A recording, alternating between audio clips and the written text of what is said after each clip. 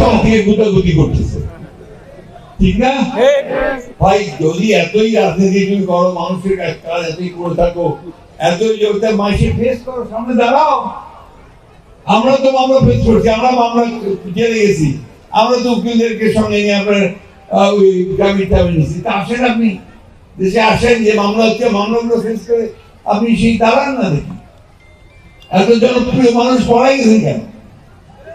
আসেন বন্ধুগণ, আমি সময় বেশি নিব না, আমি শুধু আপনাদের সামনে বলতে চাই যে আমরা অনেক ত্যাগ তিতিক্ষা স্বীকার করেছি। আমাদের প্রত্যেক এমন একটা মানুষ নাই যে যার আমাদের কষ্ট হয় না, কোনো কিছু ক্ষতি হয় নাই, ত্যাগ করে স্বীকার করি, তাই না? আমাদের এখন সামনে একটা সুযোগ আসছে, এই সুযোগটাকে আমাদেরকে কাজে লাগাতে হবে। বান্ডেল থাকলে প্রতি সেনমানিতে টাকা বাঁচবে। বিকাশ সেনমানি বান্ডেল কিনে জিতুন প্রতি লেনদেনে। এখন একটা সুন্দর করে দেশ তৈরি করবার সুযোগ আছে। এটাকে আমরা যদি আজকে সবাই মিলে, হিন্দু, মুসলমান, বৌদ্ধ, খ্রিস্টান, সব ধর্ম, সব দল, সবাই মিলে একমত হয়ে যদি আমরা শুধু এইটুকু ঠিক করি যে আমরা আগের মতো ভোটটা দিব, আমার ভোট আমি দিব, যাকে খুশি তাকে দিব, ছিল না স্লোগান? দিচ্ছেন না সেইভাবে?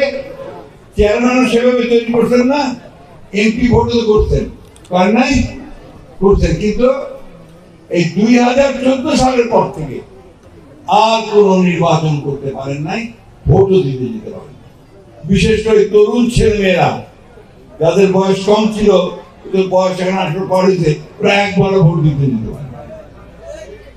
এইবার সুযোগ আসছে, আমরা ভোট দিয়ে আমাদের এমপি নির্বাচন করতে চাই, আমরা ভোট দিয়ে আমরা আমাদের পার্লামেন্ট নির্বাচন করতে চাই, সরকারটা নির্বাচন করতে চাই, যাতে করে আমাদের কথা শুনবে, আমাদের কাজগুলো করবে।